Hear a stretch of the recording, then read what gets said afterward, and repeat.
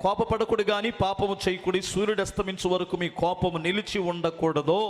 అపవాదికి ఇక్కడే చోటు వస్తుంది. గుర్తుపెట్టుకోవాలి, అపవాదికి ఇక్కడే చోటు వస్తుంది. కోపపడుడి కానీ పాపము చెయ్యవద్దు అన్నాడు. దయచేసి గమనించాలి. డిఎల్ మూడీ అని ఒక గొప్ప దైవజనుడు అమెరికా దేశంలో ఉన్నారు. ఆయన 1,000,000 మందికి ఆదినాల్లో సువార్తను ప్రకటించి ప్రభు వైపుకు మళ్ళించిన మహానుభావుడు.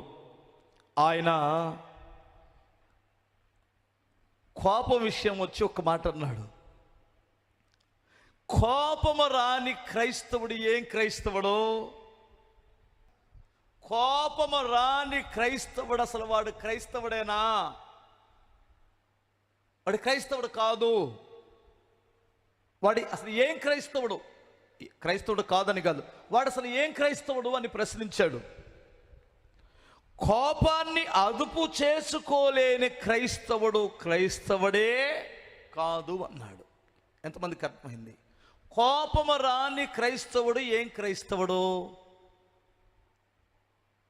కోపాన్ని అదుపు చేసుకోలేని క్రైస్తవుడు క్రైస్తవుడే కాదు అన్నాడు. ఇక్కడ స్పష్టంగా చెప్పబడింది, కోపపడండి కానీ పాపము చెయ్యకుడి. అంటే కట్టలు తెంచుకునే కోపము నీకు రాకూడదు, కట్టలు తెగిపోయే కోపము నీకు రాకూడదు. కోపం వచ్చి బుద్ధి చెప్పు, కోపం వచ్చి అర్థమవుతుందా క్రీస్తుని ప్రకటించు, కోపం వచ్చి ప్రజలను బుద్ధి చెప్పండి, గద్దించండి. కోపం వచ్చి బూతులు మాట్లాడకండి, కోపం వచ్చి ఇతరులను పాడు చేసే మాటలు మాట్లాడకండి. నీ బ్రతుకు మాకు తెలియదా? ఏం తెలుసు నీకు బ్రతుకు? ఆ మాట ఎంత దూరం వెళ్ళిద్దో తెలుసా? ఏంటి అలా చూస్తున్నారు? స్తోత్రం చెప్పాలి.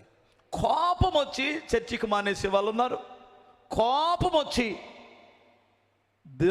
దైవభక్తికి దూరం అయ్యేవారు ఉన్నారు, కోపం వచ్చి సంఘానికి రాకుండా ఉండేటువంటి వారు ఉన్నారు.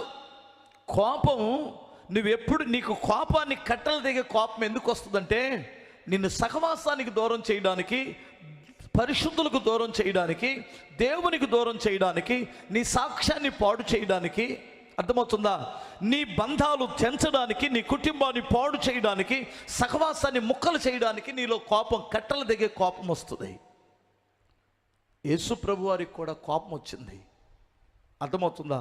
కోపముతో అందరిని కలిగి చూసి ఒకడును స్వస్థపరిచాడట. కోపం వచ్చి దేవాలయాన్ని పాడు చేస్తున్నారని అక్కడ వ్యాపారం చేస్తున్న బలలన్నీ ఎరగొట్టి ఒక్కసారి దులిపి కొరడాతో కొట్టి పడేశాడు ఒక్కొక్కడిని. ఎందుకంటే దేవాలయాన్ని బాగు చేయడానికి కోపం వచ్చింది, దేవుని మందిరాన్ని బాగు చేయడానికి కోపం వచ్చింది, దేవుని మందిరంలో అపవిత్రత జరుగుతుంటే కోపం వచ్చింది. ఆయన కొరడాలతో కొడుతుంటే కోపం రాలేదు, ఆయన ముఖాన ఉమ్మి వేస్తే కోపం రాలేదు, ఆయన్ని పిడిగుద్దులు గుద్దుతుంటే కోపం రాలేదు, ఆయన్ని నానా విధాలుగా హింస పెడుతుంటే కోపం రాలేదు. ఎక్కడా యేసు ప్రభు వారికి ఎప్పుడు కోపం వచ్చిందంటే దేవుని పరిచర్య పాడవుతున్నప్పుడు కోపడ్డాడు. కట్టలు తెగిపోయే కోపం వచ్చినప్పుడు ఆయనకి. ఈ రోజున మన కోపం ఎప్పుడు? మన పరిచర్య ఎంత దెబ్బతిన్నా మన కోపం రాదు, ఎవరు ఎడిపోయినా మన కోపం రాదు, సంఘములో ఎవరు నాశనం అయిపోతున్నా మన కోపం రాదు, ఎవరు పాపంలో పడిపోతున్నా మన కోపం రాదు.